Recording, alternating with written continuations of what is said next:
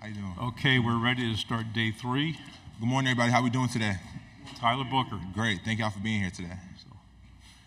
Okay, we're going to open up to questions. Who has one? George, here on the front row.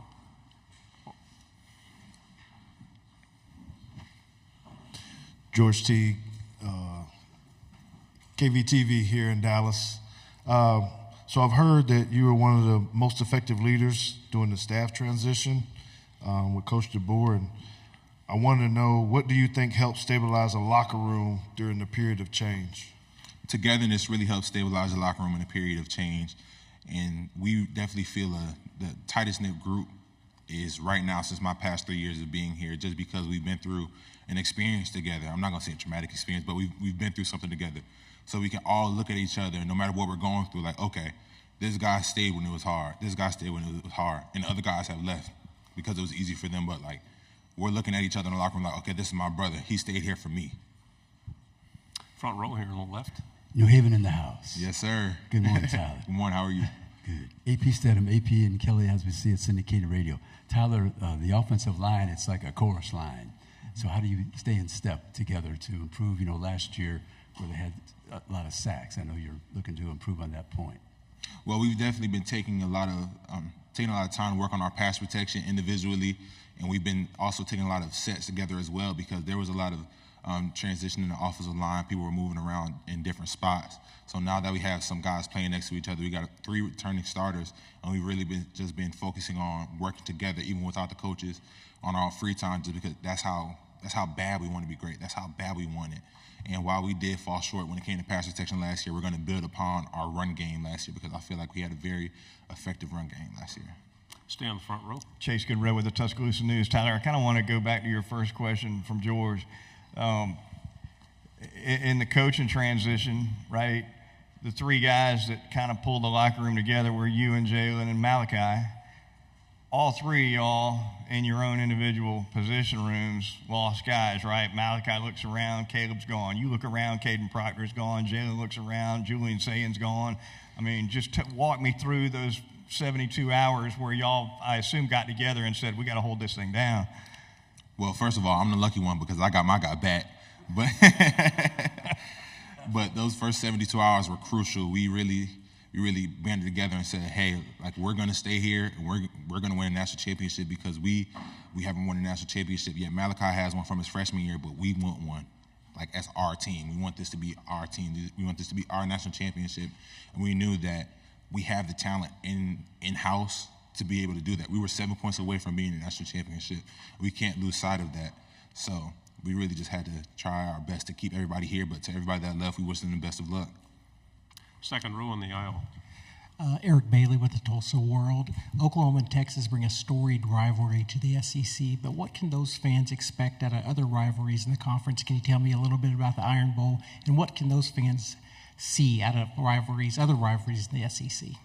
Yes, they have a great rivalry, the Red River rivalry, but the SEC has some great ones as well. You have the Iron Bowl, of course, us playing Tennessee. You have the Egg Bowl with Ole Miss and Mississippi State. So this is a conference built off tradition, and we're blessed to have 2 storied programs in this conference to really make it better. Left side, second row. Cam Durr, WAFF 48 in Huntsville. Kind of a fun question for you. You know, the Olympics are coming up. I was just wondering, if you were to be an Olympian and you were on an Olympic team, which team do you think you would be a part of, or what sport would you play? I would do track and I would throw. So actually, until the 8th grade, I threw shot put, discus, and javelin. And I was pretty good in shot put and discus, but in javelin, I won regionals for the Northeast. So I think if I wasn't playing football, I'd be out there heading to Paris soon. Right side, fourth row. Hey, man, Ben Bobick, Local 3 News in Chattanooga. You guys don't get too many recruits from the Chattanooga area, but Amari Jefferson's a guy that's coming in this year for you guys. Do you see this sort of a special playmaking ability he has, and you see him maybe separating from the pack and potentially contributing on the team this fall or in the future? Definitely. Amari and a bunch of other guys have come in ready to work, and that's why I come in this class. Like, these guys don't complain. These guys are looking for ways to get better. Like, for example, Will Sanders, he's in my offensive line room. He, every day after practice, hey, Book, how do I do on this? How do you do this? How do you do that?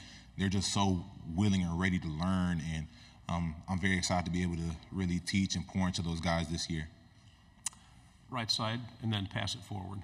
Dan Peck, ESPN 106.7 in Auburn. What can you say are the biggest differences between an off-season with head coach Nick Saban and an off-season under Kalen DeBoer, and what's similar about their approaches?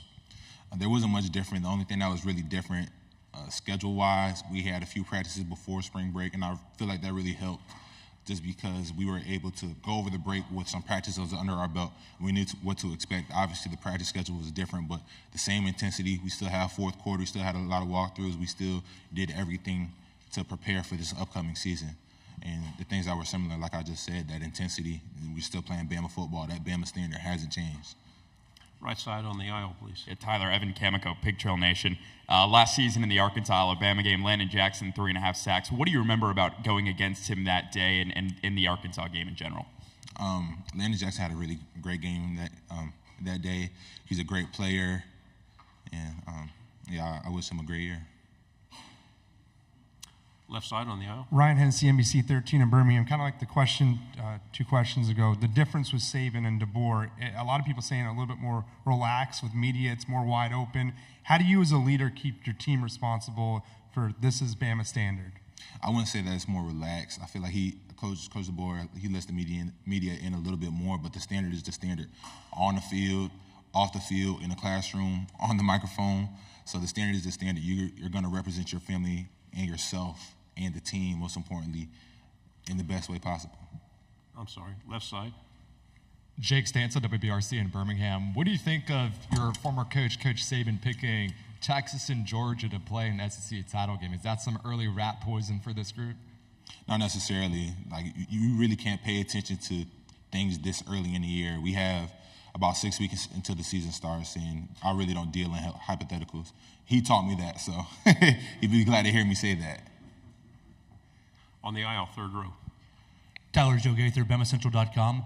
What do you think the change to morning practices will do for the team, and how do you think that's going to maybe help this year, getting ready for this year? I think morning practices will definitely help because we're going to be able to practice in the morning, go to class, and then in the afternoon we're going to have some more time. We'll have more time to really recover, get ready for the next day, watch film, meet with our coaches. It's just more time on the back end of the day because when we had afternoon practice, you only had so much time before you had to go to study hall, eat, go to sleep, get ready for the next day. So I definitely feel like morning practices are going to be a great change for us. Left side again on the aisle. Want to ask about the 2023 Iron Bowl, that final drive. At any moment, did doubt creep in, or your most vivid memories of those last couple of plays?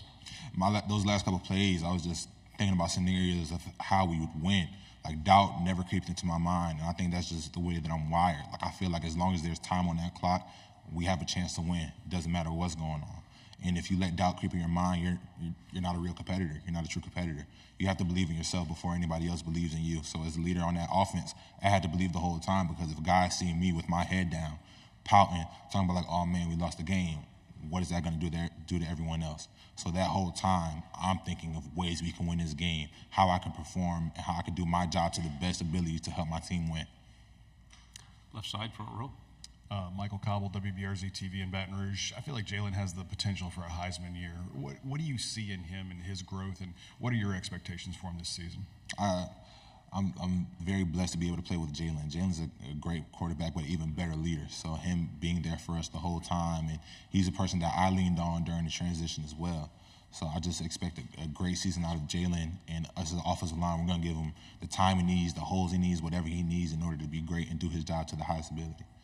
Final question back here on the left. Max Cohan, Way 31. Tyler, I know you've had some time to process it now, but I'm wondering how that last play of the Rose Bowl is still sitting with you and if it's fueling you to this point. Definitely, the whole Rose Bowl. It's not just the last play. It's definitely fueling us to this year. We understand we fell short, and we were so close to our end goal, and we're going to let that drive us this year. But we're not going to dwell on it too long. We got to look forward to this upcoming season. But that's the Rose Bowl is something that we talk about as far as like whenever you don't feel like working hard, just think we didn't work hard enough in that game. Tyler, thank you very much. Good job. Thank you. Y'all have a good one. Roll Tide.